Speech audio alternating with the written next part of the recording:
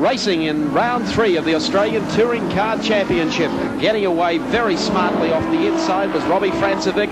Dick Johnson trying to range up, but Francevic has won the start and runs down to the hairpin with Johnson tucking into second place right behind him.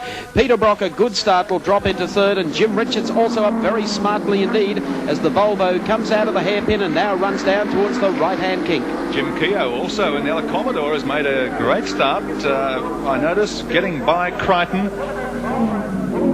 and also ahead of Alan Jones. In fact, Jones has got a very poor start indeed as Francevic leads them down the back through the sweeper and into the loop for the first time. Johnson, then Brock, Richards, Keogh, Crichton, then Jones. But the turbocharged Volvo, the New Zealander Robbie Francevic, the 500k street race winner from Wellington. Coming up over the hump with Johnson settling quickly into stride right behind Francevic. Brock very, very quickly up to keep on the tail of the green Mustang as they come across the stride. 1 lap into the race, 39 to run. Neville Crichton well positioned, and so too is Alan Jones. Next one going through there on the outside with Smith, and not too far back behind them, of course, was Colin Bond. Francevic really out to make up for the disappointments of Sandown.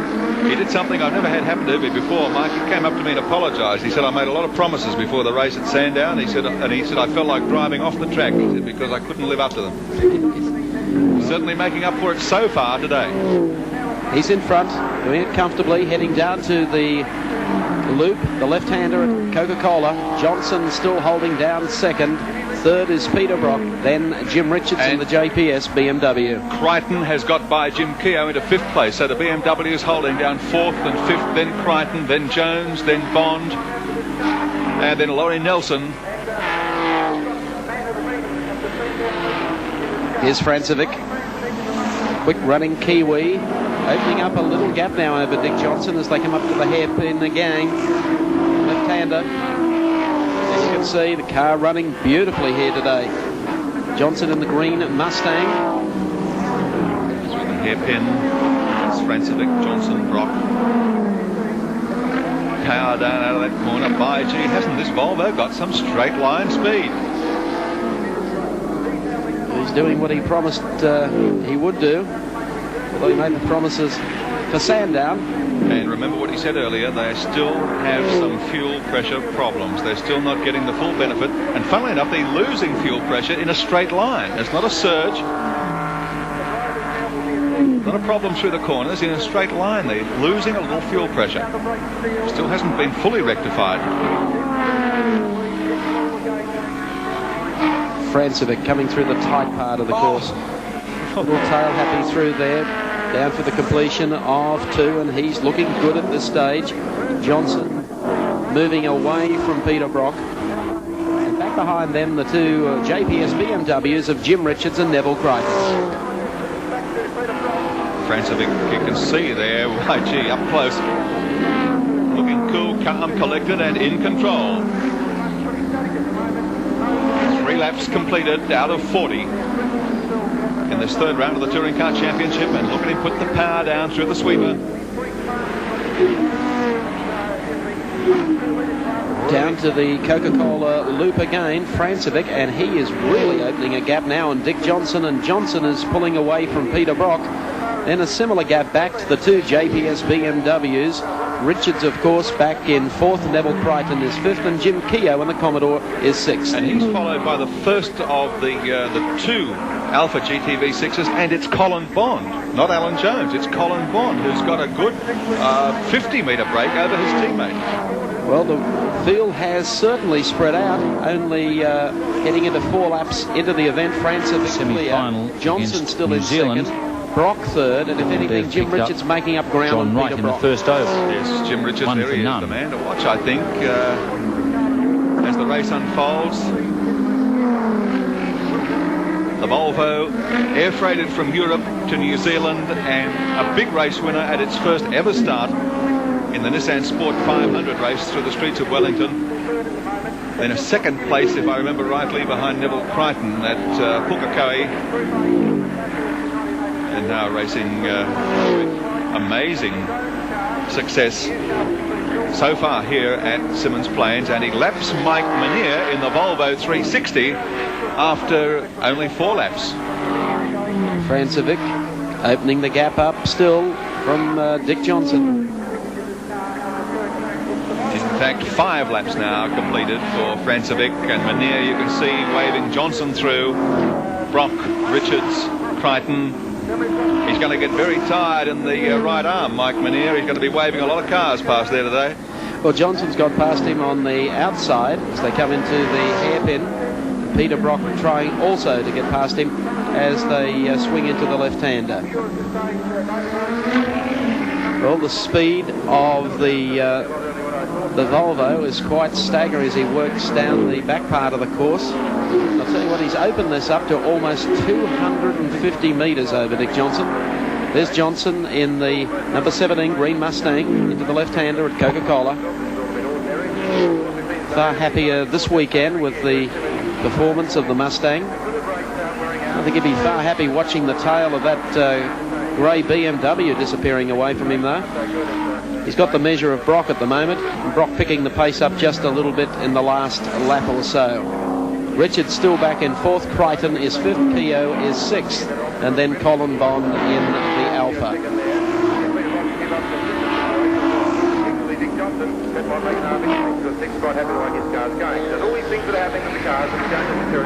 Dick Johnson takes the hard left. Track doubles back on itself.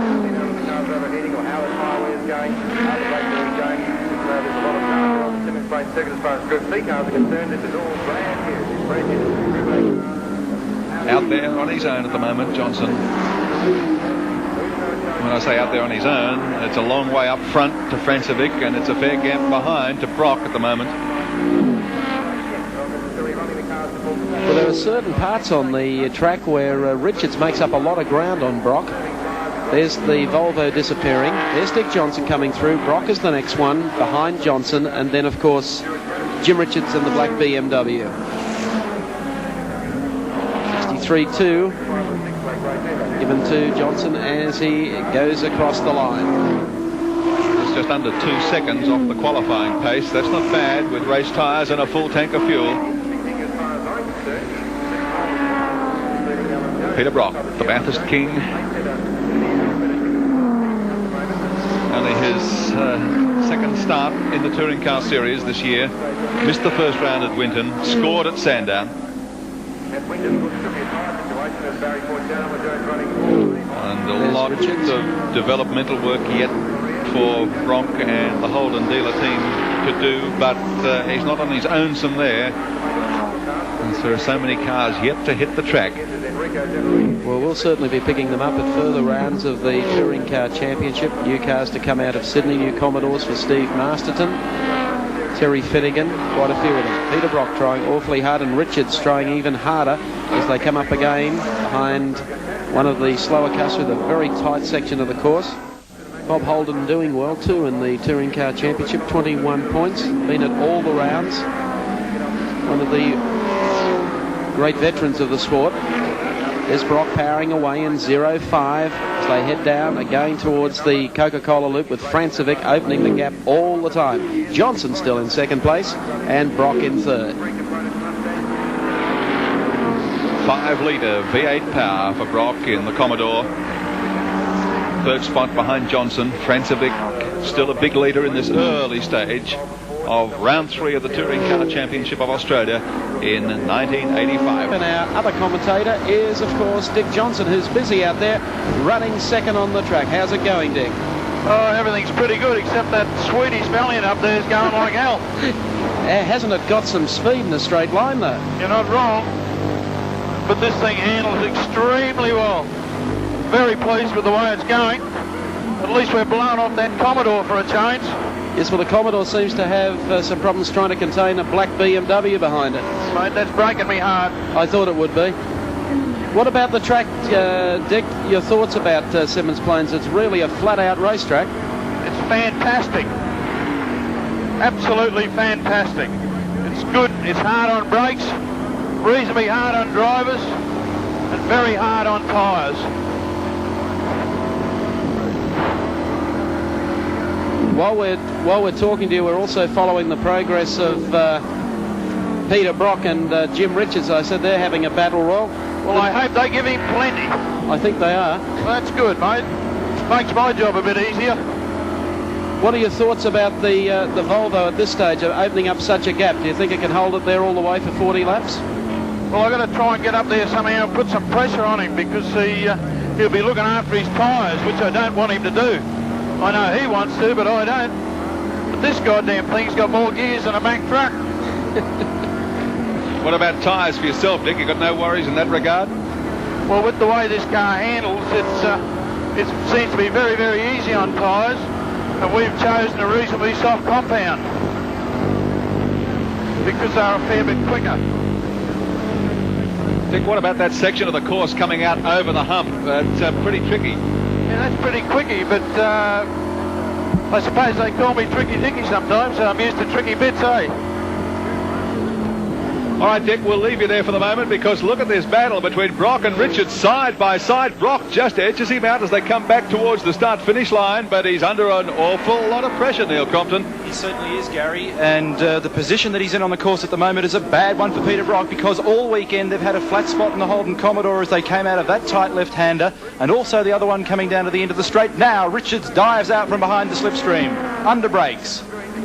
Brock's got the line going into the corner. Richards might have it coming out, though, if he can tuck inside. He does. Draws up alongside Brock. Can he get by? Brock puts the foot down side by side up the back straight at Symmons Plains. The V8 Commodore versus the BMW 6 flat strap. And look at Neville Crichton tucked in behind them as well.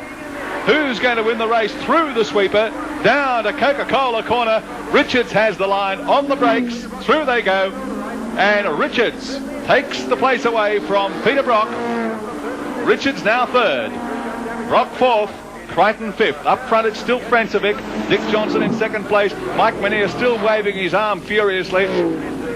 And look at Crichton closing as well. Brock gets close to Jim Richards through that tight section. A little bit of tail out there. But Richards keeping it under control up to third place at the moment. Peter Brock sandwiched in between a pair of black BMWs as they come up to the left-hander at the hairpin again. But Neville Crichton has really closed tremendously on Peter Brock. Brock has a lot of trouble coming out of here as well, Mike. The car in second gear and it drops right down to about 3,000 RPM. Right there, and look now, at Crichton close up, yeah. Exactly. Now Brock gets going again. Crichton has latched onto his tail and is not going to let go. Meantime, Richards has slipped away a half dozen car lengths on Brock. Coming down to the left-hander at Coca-Cola. There's Jim Richards going through. Brock the next one in 05. Crichton not that far back behind them. And Johnson just a little ahead of those three. This trio coming up on slower traffic too. Brian Sampson in the Stallion. 15 laps gone. Brock under attack in a BMW sandwich. The BMW's got about 13 brake horsepower less than the Commodore, but in actual fact saves about 210 kilograms in weight, and that's why it's all over the back of Peter Brock's Commodore at the moment. Is now Neville Crichton, the former ocean racer, starts to get into the picture. Under brakes, Peter Brock working hard. A very difficult part of the course for him. The car goes right off the cam here. Whoops, he said there's nothing we can do about it until August 1, when we hopefully get our 5-speed gearbox, which the BMW already has. Yes, that's the big one of the big disadvantages for Brock, still running on a 4-speed box. Well, the race settling down into a pattern, but it's going to be an interesting one. Francevic still running away from Dick Johnson in car number 17. Then, of course, Jim Richards, Peter Brock, Neville Crichton. They're very close together. Heading down to the left-hander, there's Brock, just a little untidy coming out of that corner. Strange, actually, Mike, because Jim Richards' brake lights are coming on quite a bit earlier, but he's pulling away into corners, which is strange. And look at Brock's car starting to slide across the road as it came across that hump. Now, this is one of the big problems with the Commodore at the moment, because it's 1,405 kilograms. It's giving its tyres a real hiding, and they're using a fairly hard compound tyre at the moment, and still at the end of the 40-odd laps at Sandown, there was little or no rubber on the front of the car. Crichton getting very serious about this challenge on Brock now. Once again, they come out of the hairpin. Crichton knocks it down a cog up on the inside of Peter Brock. He's going to race Brock all the way down to the loop. This is where Richards got by. Can Crichton do the same?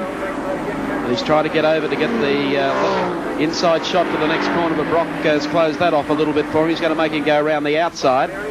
Look at Brock's car, just a little skatey that time when he got down onto the brakes.